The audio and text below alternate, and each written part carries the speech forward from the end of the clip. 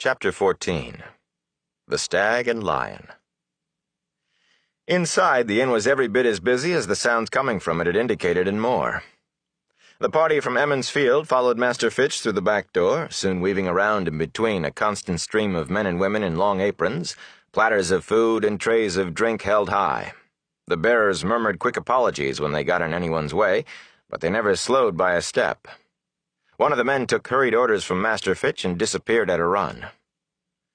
"The inn is near full, I'm afraid," the innkeeper told Moraine.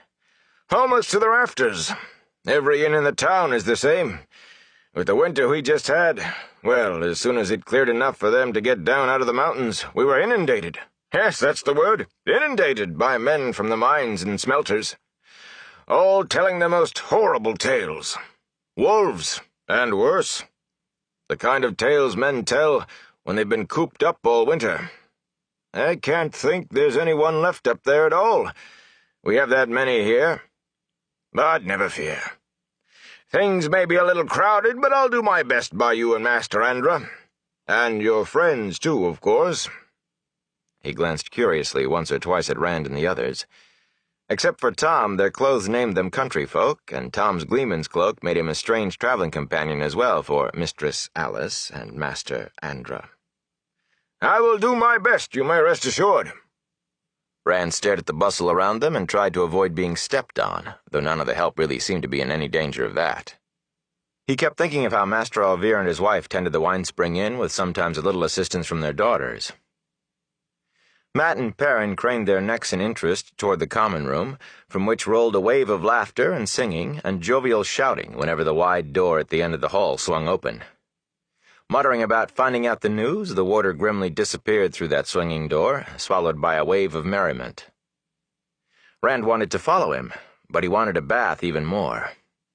He could have done with people and laughing right then, but the common room would appreciate his presence more when he was clean. Matt and Perrin apparently felt the same. Matt was scratching surreptitiously. "Master Fitch," Moraine said, "I understand there are children of the light in Baerlon. Is there likely to be trouble?" "Oh, never you worry about them, Mistress Alice. They're up to their usual tricks. Claim there's an Aes Sedai in the town." Moraine lifted an eyebrow, and the innkeeper spread his plump hands. "Don't you worry. They've tried it before. There's no Aes Sedai in Baerlon, and the governor knows it. The White Cloaks think if they show an Aes Sedai, some woman they claim is an Aes Sedai, people will let all of them inside the walls. Well, I suppose some would. But most people know what the White Cloaks are up to, and they support the governor. No one wants to see some harmless old woman hurt just so the children can have an excuse for whipping up a frenzy." "I am glad to hear it," Moraine said dryly. She put a hand on the innkeeper's arm. "Is Min still here? I wish to talk with her, if she is." Master Fitch's answer was lost to Rand in the arrival of attendants to lead them to the baths. Moraine and Egwene vanished behind a plump woman with a ready smile and an armload of towels. The gleeman and Rand and his friends found themselves following a slight dark-haired fellow, Ara by name. Rand tried asking Ara about Baerlon, but the man barely said 2 words together except to say Rand had a funny accent. And then the first sight of the bath chamber drove all thoughts of talk right out of Rand's head.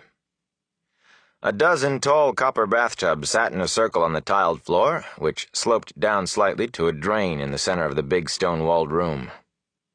A thick towel, neatly folded, and a large cake of yellow soap sat on a stool beside each tub, and big black iron cauldrons of water stood heating over fires along one wall. On the opposite wall, logs blazing and a deep fireplace added to the general warmth. "Almost as good as the Winespring Inn back home," Perrin said loyally, if not exactly with great attention to truth. Tom barked a laugh, and Matt sniggered. "Sounds like we brought a Copland with us and didn't know it." Rand shrugged out of his cloak and stripped off his clothes, while Ara filled 4 of the copper tubs. None of the others was far behind Rand in choosing a bathtub. Once their clothes were all in piles on the stools, Ara brought them each a large bucket of hot water and a dipper. That done, he sat on a stool by the door, leaning back against the wall with his arms crossed, apparently lost in his own thoughts. There was little in the way of conversation while they lathered and sluiced away a week of grime with dippers of steaming water. Then it was into the tubs for a long soak. Ara had made the water hot enough that settling in was a slow process of luxuriant sighs. The air in the room went from warm to misty and hot. For a long time, there was no sound except the occasional long, relaxing exhalation as tight muscles loosened and a chill that they had come to think permanent was drawn out of their bones. "Need anything else?" Ara asked suddenly. He did not have much room to talk about people's accents. He and Master Fitch both sounded as if they had a mouthful of mush. "More towels? More hot water?" "Nothing," said Tom in his reverberant voice. Eyes closed, he gave an indolent wave of his hand. "Go and enjoy the evening. At a later time I will see that you receive more than adequate recompense for your services." He settled lower in the tub until the water covered everything but his eyes and nose. Ara's eyes went to the stools behind the tubs, where their clothes and belongings were stacked. He glanced at the bow, but lingered longest over Rand's sword and Perrin's axe. "Is there trouble down country too?" he said abruptly. "In the rivers, or whatever you call it." "The two rivers," Matt said, pronouncing each separate word distinctly. "It's the two rivers. As for trouble, why—" "What do you mean, two?" Rand asked. "Is there some kind of trouble here?" Perrin, enjoying his soak, murmured, "Good, good." Tom raised himself back up a little and opened his eyes. "Here," Ara snorted. "Trouble? Mine is having fistfights in the streets in the dark of the morning aren't trouble. Or—" He stopped and eyed them a moment. "I meant the Gila Dawn kind of trouble," he said finally. "No, I suppose not. Nothing but sheep down country, is there? No offense. I just meant it's quiet down there. Still, it's been a strange winter. Strange things in the mountains. I heard the other day there were Trollocs up in Saldaia. But that's the borderlands then, isn't it?" He finished with his mouth still open. Then he snapped it shut, appearing surprised that he had said so much. Rand had tensed at the word Trollocs and tried to hide it by wringing his washcloth out over his head. As the fellow went on, he relaxed, but not everyone kept his mouth shut. "Trollocs," Matt chortled. Rand splashed water at him, but Matt just wiped it off of his face with a grin. "You just let me tell you about Trollocs." For the first time since climbing into his tub, Tom spoke. "Why don't you not? I'm a little tired of hearing my own stories back from you." "He's a gleeman," Perrin said, and Ara gave him a scornful look. "I saw the cloak. You going to perform?" "Just a minute," Matt protested. "What's this about me telling Tom stories? Are you all—" "You just don't tell them as well as Tom," Rand cut him off hastily, and Perrin hopped in. "You keep adding in things, trying to make it better, and they never do. And you get it all mixed up, too," Rand added. "Best leave it to Tom." They were all talking so fast that Ara stared at them with his mouth hanging open. Matt stared too, as if everyone else had suddenly gone crazy. Rand wondered how to shut him up, short of jumping on him. The door banged open to admit Lan, brown cloak slung over one shoulder, along with a gust of cooler air that momentarily thinned the mist. "Well," the warder said, rubbing his hands, "this is what I have been waiting for." Ara picked up a bucket, but Lan waved it away. "No, I will see to myself." Dropping his cloak on one of the stools, he bundled the bath attendant out of the room, despite the fellow's protests, and shut the door firmly after him. He waited there a moment, his head cocked to listen, and when he turned back to the rest of them, his voice was stony and his eyes stabbed at Matt. "It's a good thing I got back when I did, farm boy. Don't you listen to what you are told?" "I didn't do anything," Matt protested. "I was just going to tell him about the Trollocs, not about—" He stopped and leaned back from the warder's eyes, flat against the back of the tub. "Don't talk about Trollocs," Lan said grimly. "Don't even think about Trollocs." With an angry snort, he began filling himself a bathtub. "Blood and ashes. You had better remember the Dark One has eyes and ears where you least expect. And if the Children of the Light heard Trollocs were after you, they'd be burning to get their hands on you. To them, it would be as much as naming you Dark Friend. It may not be what you are used to, but until we get where we are going, Keep your trust small unless Mistress Alice or I tell you differently." At his emphasis on the name Moraine was using, Matt flinched. "There was something that fellow wouldn't tell us," Rand said. "Something he thought was trouble, but he wouldn't say what it was." "Probably the children," Lan said, pouring more hot water into his tub. "Most people consider them trouble. Some don't, though. And he did not know you well enough to risk it. He might have gone running to the White Cloaks for all he knew." Rand shook his head. This place already sounded worse than Tavern Ferry could possibly be. "He said there were Trollocs in Saldaea, wasn't it?" Perrin said. Lan hurled his empty bucket to the floor with a crash. "You will talk about it, won't you?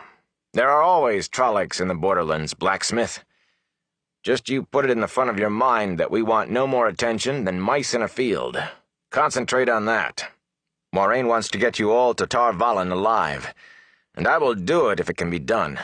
But if you bring any harm to her—" The rest of their bathing was done in silence, and dressing afterwards, too. When they left the bath chamber, Moraine was standing at the end of the hall with a slender girl not much taller than herself. At least Rand thought it was a girl, though her dark hair was cut short and she wore a man's shirt and trousers. Moraine said something, and the girl looked at the men sharply, then nodded to Moraine and hurried away. "Well now," Moraine said as they drew closer, "I am sure a bath has given you all an appetite. Master Fitch has given us a private dining room." She talked on inconsequentially as she turned to lead the way, about their rooms and the crowding in the town, and how the innkeeper hoped Tom would favor the common room with some music and a story or two. She never mentioned the girl, if girl it had been. The private dining room had a polished oak table with a dozen chairs around it, and a thick rug on the floor. As they entered, Egwene, freshly gleaming hair combed out around her shoulders, turned from warming her hands at the fire crackling on the hearth. Rand had had plenty of time for thought during the long silence in the bath chamber. Lan's constant admonitions not to trust anyone, and especially Ara being afraid to trust them, had made him think of just how alone they really were. It seemed they could not trust anyone but themselves, and he was still not too sure how far they could trust Moraine or Lan. Just themselves. And Egwene was still Egwene. Moraine said it would have happened to her anyway, this touching the true source. She had no control over it, and that meant it was not her fault. And she was still Egwene. He opened his mouth to apologize, but Egwene stiffened and turned her back before he could get a word out. Staring sullenly at her back, he swallowed what he was going to say. "All right, then. If she wants to be like that, there's nothing I can do." Master Fitch bustled in then, followed by 4 women in white aprons as long as his, with a platter holding 3 roast chickens, and others bearing silver and pottery dishes and covered bowls. The women began setting the table immediately, while the innkeeper bowed to Moraine.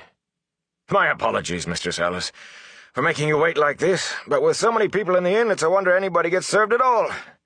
I'm afraid the food isn't what it should be, either. Just the chickens and some turnips and hen peas with a little cheese for after. No, it just isn't what it should be. I truly do apologize." "A feast," Moraine smiled.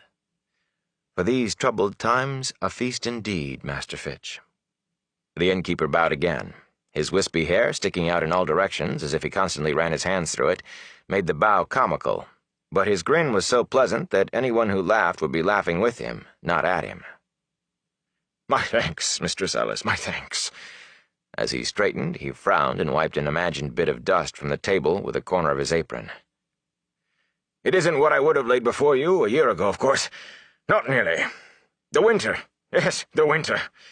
My cellars are emptying out, and the market is all but bare. And who can blame the farm folk? Who? There's certainly no telling when they'll harvest another crop. No telling at all. It's the wolves get the mutton and beef that should go on people's tables, and—" Abruptly he seemed to realize that this was hardly the conversation to settle his guests to a comfortable meal. "How I do run on. Full of old wind, that's me, old wind. Mari, Cinda, let these good people eat in peace." He made shooing gestures at the women, and, as they scurried from the room, swung back to bow to Moraine yet again. I hope you enjoy your meal, Mistress Alice. If there's anything else you need, just speak it and I will fetch it. Just you speak it. It is a pleasure serving you and Master Andra. A pleasure." He gave one more deep bow and was gone, closing the door softly behind him. Lan had slouched against the wall through all of this, as if half asleep. Now he leaped up and was at the door in 2 long strides. Pressing an ear to a door panel, he listened intently for a slow count of 30, then snatched open the door and stuck his head into the hall. "They're gone," he said at last, closing the door. "We can talk safely."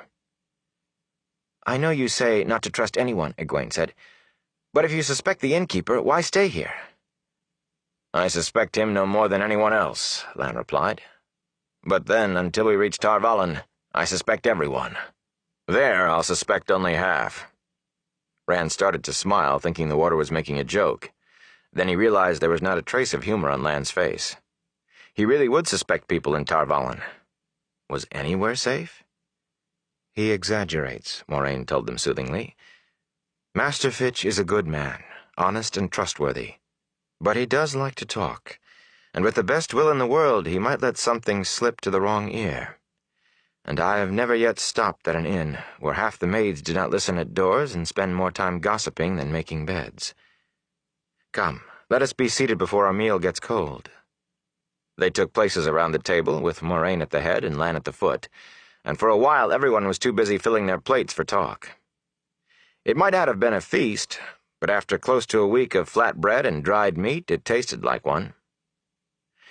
After a time, Moraine asked, "What did you learn in the common room?" Knives and forks stilled, suspended in mid-air, and all eyes turned to the warder. "Little that's good," Lan replied.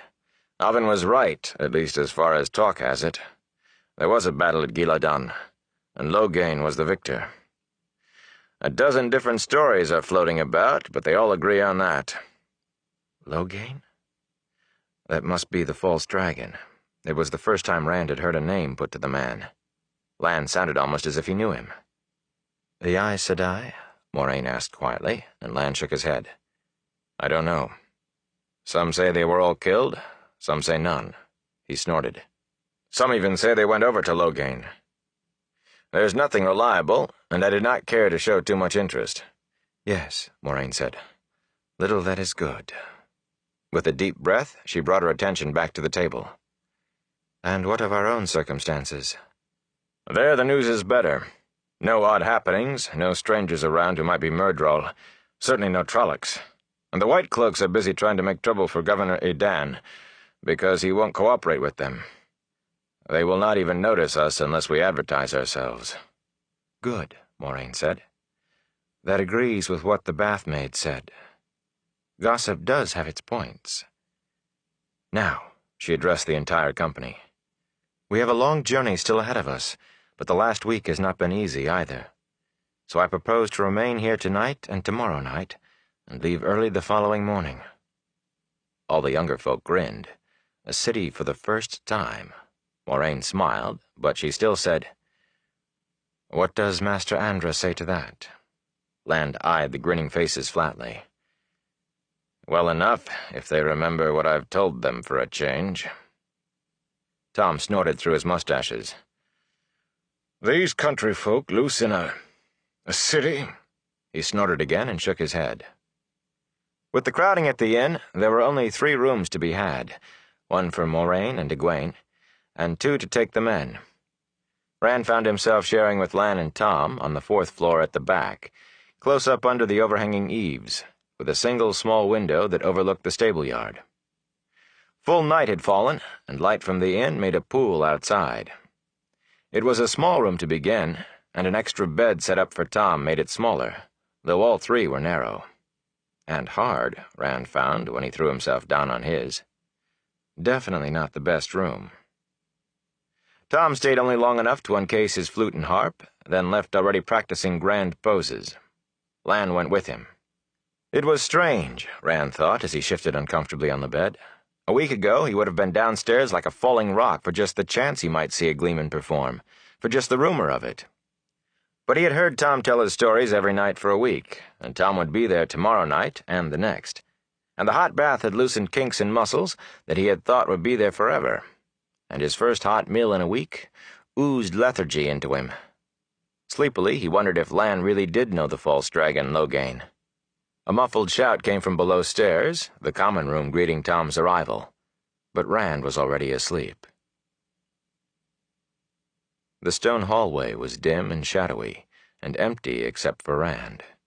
He could not tell where the light came from, what little there was of it. The gray walls were bare of candles or lamps, nothing at all to account for the faint glow that seemed to just be there. The air was still and dank, and somewhere in the distance water dripped with a steady, hollow plonk. Wherever this was, it was not the inn. Frowning, he rubbed at his forehead. Inn? His head hurt, and thoughts were hard to hold on to. There had been something about an inn? It was gone, whatever it was. He licked his lips and wished he had something to drink. He was awfully thirsty, dry as dust thirsty. It was the dripping sound that decided him. With nothing to choose by except his thirst, he started toward that steady plonk, plonk, plonk. The hallway stretched on, without any crossing corridor, and without the slightest change in appearance. The only features at all were the rough doors set at regular intervals in pairs, one on either side of the hall, the wood splintered and dry despite the damp in the air. The shadows receded ahead of him, staying the same, and the dripping never came any closer. After a long time, he decided to try one of those doors. It opened easily, and he stepped through into a grim, stone-walled chamber. One wall opened in a series of arches onto a gray stone balcony, and beyond that was a sky such as he had never seen. Striated clouds in blacks and grays, reds and oranges streamed by as if storm winds drove them, weaving and interweaving endlessly. No one could ever have seen a sky like that. It could not exist. He pulled his eyes away from the balcony, but the rest of the room was no better. Odd curves and peculiar angles, as if the chamber had been melted almost haphazardly out of the stone, and columns that seemed to grow out of the gray floor. Flames roared on the hearth like a forge fire with the bellows pumping, but gave no heat. Strange oval stones made the fireplace. They just looked like stones, wet-slick despite the fire when he looked straight at them. But when he glimpsed them from the corner of his eye, they seemed to be faces instead. The faces of men and women writhing in anguish, screaming silently. The high-backed chairs and the polished table in the middle of the room were perfectly ordinary, but that in itself emphasized the rest. A single mirror hung on the wall, but that was not ordinary at all. When he looked at it, he saw only a blur where his reflection should have been. Everything else in the room was shown true, but not him. A man stood in front of the fireplace. He had not noticed the man when he first came in. If he had not known it was impossible, he would have said no one had been there until he actually looked at the man. Dressed in dark clothes of a fine cut, he seemed in the prime of his maturity, and Rand supposed women would have found him good-looking. "Once more we meet face to face," the man said, and, just for an instant, his mouth and eyes became openings into endless caverns of flame. With a yell, Rand hurled himself backwards out of the room, so hard that he stumbled across the hall and banged into the door there, knocking it open.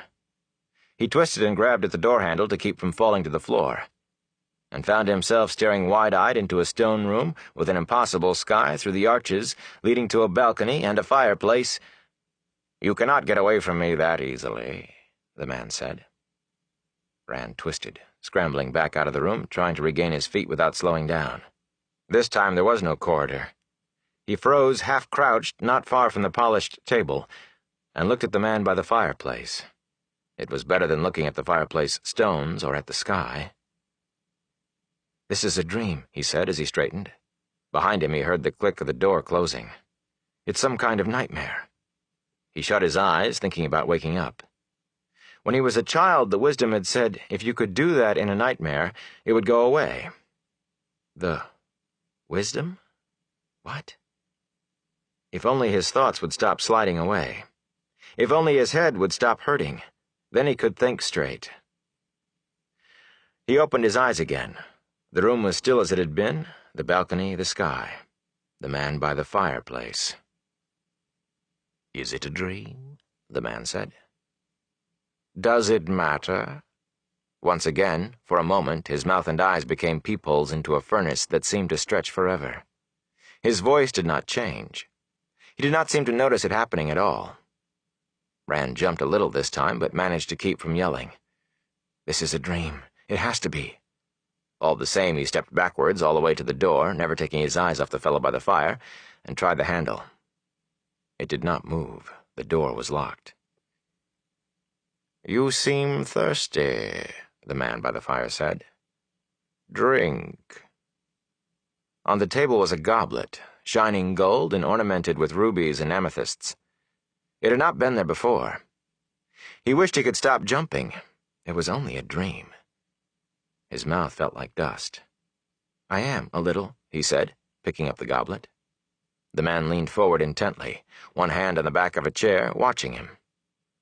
The smell of spiced wine drove home to Rand just how thirsty he was, as if he had had nothing to drink in days. "Have I?" With the wine halfway to his mouth, he stopped. Whispers of smoke were rising from the chair back between the man's fingers, and those eyes watched him so sharply, flickering rapidly in and out of flames. Rand licked his lips and put the wine back on the table untasted. "I'm not as thirsty as I thought." The man straightened abruptly, his face without expression. His disappointment could not have been more plain if he had cursed. Rand wondered what was in the wine. But that was a stupid question, of course. This was all a dream. Then why won't it stop? "What do you want?" he demanded. "Who are you?" Flames rose in the man's eyes and mouth. Rand thought he could hear them roar. "Some call me Baal-Zaman." Rand found himself facing the door, jerking frantically at the handle. All thought of dreams had vanished. The Dark One! The door handle would not budge, but he kept twisting. "Are you the one?" Baal-Zaman said suddenly. "You cannot hide it from me forever. You cannot even hide yourself from me. Not on the highest mountain or in the deepest cave. I know you down to the smallest hair." Rand turned to face the man, to face Baal-Zaman. He swallowed hard. A nightmare. He reached back to give the door handle one last pull, then stood up straighter. "Are you expecting glory?" Baal-Zaman said. "Power? Did they tell you the eye of the world would serve you? What glory or power is there for a puppet? The strings that move you have been centuries weaving. Your father was chosen by the White Tower, like a stallion roped and led to his business. Your mother was no more than a broodmare to their plans. And those plans lead to your death." Rand's hands knotted in fists. "My father is a good man. My mother was a good woman. Don't you talk about them." The flames laughed. "So there is some spirit in you after all. Perhaps you are the one. Little good it will do you. The Amerlin seat will use you until you are consumed, just as Davian was used, and Yorian Stonebow, and Gwer Amalasan, and Rowlin Darksbane. Just as Loghain is being used. Used until there is nothing left of you." "I don't know." Rand swung his head from side to side. That one moment of clear thinking, born in anger, was gone. Even as he groped for it again, he could not remember how he had reached it the first time. His thoughts spun around and around. He seized one like a raft in the whirlpool. He forced the words out, his voice strengthening the further he went. "You are bound in Sheol Ghul. You and all the Forsaken. Bound by the Creator until the end of time." "The end of time," Baal-Zaman mocked. "You live like a beetle under a rock, and you think your slime is the universe. The death of time will bring me power such as you could not dream of, worm." "You are bound." "Fool! I have never been bound." The fires of his face roared so hot that Rand stepped back, sheltering behind his hands. The sweat on his palms dried from the heat. "I stood at Luz Theron Kinslayer's shoulder when he did the deed that named him. It was I who told him to kill his wife and his children, and all his blood, and every living person who loved him or whom he loved. It was I who gave him the moment of sanity to know what he had done. Have you ever heard a man scream his soul away? Worm! He could have struck at me then. He could not have won, but he could have tried. Instead, he called down his precious one power upon himself, so much that the earth split open and reared up Dragon Mount to mark his tomb. 1,000 years later, I sent the Trollocs ravening south, and for 3 centuries they savaged the world. Those blind fools in Tarvallen said I was beaten in the end, but the Second Covenant, the Covenant of the 10 Nations, was shattered beyond remaking. And who was left to oppose me then? I whispered in Otter Hawkwing's ear, and the length and breadth of the land Aes Sedai died. I whispered again, and the High King sent his armies across the Arith Ocean, across the World Sea, and sealed 2 dooms. The doom of his dream of 1 land and 1 people, and a doom yet to come. At his deathbed I was there when his counselors told him only Aes Sedai could save his life. I spoke, and he ordered his counselors to the stake. I spoke, and the High King's last words were to cry that Tarvallen must be destroyed. When men such as these could not stand against me, what chance do you have? A toad crouching beside a forest puddle. You will serve me, or you will dance on Aes Sedai strings until you die. And then you will be mine. The dead belong to me. No, Rand muttered. This is a dream. It is a dream. Do you think you are safe from me in your dreams? Look! Baalzamon pointed commandingly, and Rand's head turned to follow, although he did not turn it. He did not want to turn. The goblet was gone from the table. Where it had been, crouched a large rat, blinking at the light, sniffing the air warily. Baalzamon crooked his finger, and with a squeak, the rat arched its back, 4 paws lifting into the air while it balanced awkwardly on its hind feet. The finger curved more, and the rat toppled over, scrabbling frantically, pawing at nothing, squealing shrilly, its back bending, bending, bending. With a sharp snap, like the breaking of a twig, the rat trembled violently and was still, lying bent almost double. Rand swallowed. Anything can happen in a dream, he mumbled. Without looking, he swung his fist back against the door again. His hand hurt, but he still did not wake up. Then go to the Aes Sedai.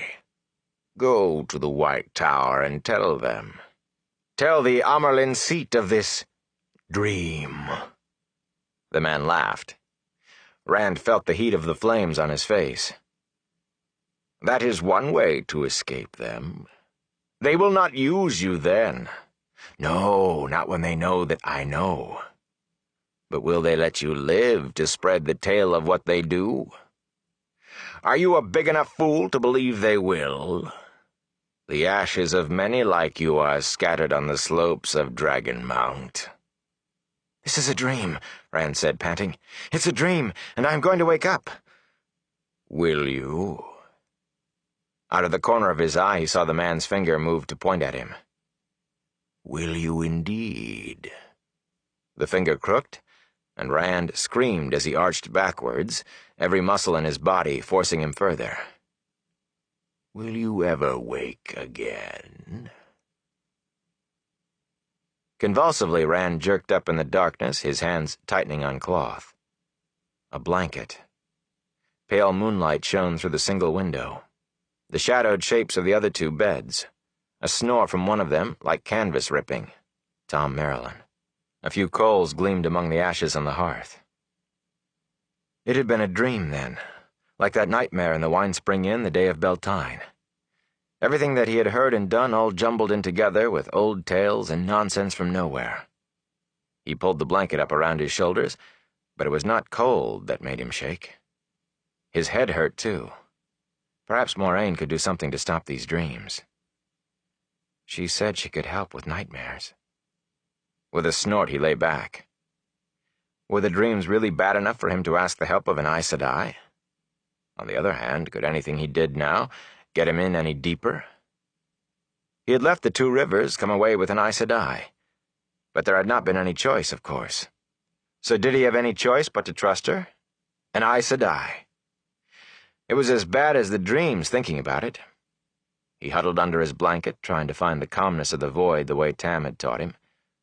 But sleep was a long time returning.